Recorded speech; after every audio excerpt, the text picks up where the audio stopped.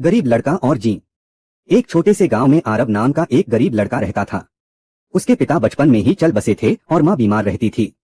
आरव दिन में गांव के लोगों के लिए छोटे मोटे काम करता और रात को माँ की दवा और खाने की चिंता करता।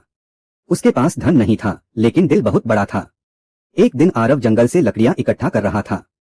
चलते चलते उसे एक पुराना मिट्टी से भरा हुआ दीपक मिला। दीपक टूटा फूटा था, फिर भी आरव ने सोचा, इसे साफ कर लूं, शायद कोई काम आ जाए। जैसे ही उसने दीपक को रगड़ा, अचानक तेज रोशनी हुई और धुएं के बीच से एक विशाल जीन प्रकट हुआ। मैं इस दीपक का जीन हूँ, जीन ने गहरी आवाज में कहा। मैं तुम्हारी 3 इच्छाएं पूरी कर सकता हूँ।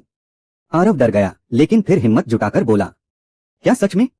जीन हंसा, हाँ, लेकिन सोच समझकर मांगना। आरव ने आंखें बंद की और माँ के चेहरे के बारे में सोचा। पहली इच्छा, उसने कहा, मेरी माँ पूरी तरह स्वस्थ हो जाए। तुरंत रोशनी चमकी और जीन बोला, तुम्हारी माँ अब ठीक है। आरव की आंखों में आंसू आ गए। दूसरी इच्छा, जीन ने कहा, अब बोलो, धन, महल, सोना। आरव थोड़ी देर चुप रहा, फिर बोला, मुझे इतना धन दे दो कि मैं ईमानदारी से जी सकूं और किसी का बोझ न बनूं। जीन मुस्कुराया। अचानक आरव के सामने सोने के सिक्कों से भरा एक छोटा संदूक आ गया। अब तीसरी इच्छा बची थी।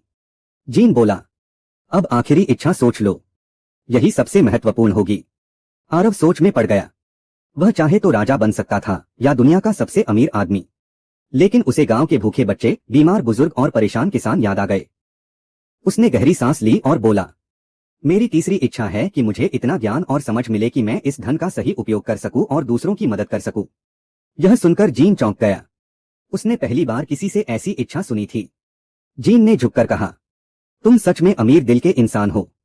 तुम्हारी यह इच्छा सबसे बड़ी है। रोशनी चमकी और जीन गायब हो गया। समय बीतता गया।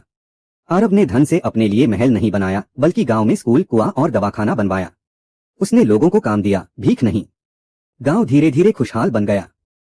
लोग उसे राजा की तरह मानते थे, लेकिन आरव हमेशा कहता, मैं राजा नहीं हूं, मैं आप सबका सेवक हूं।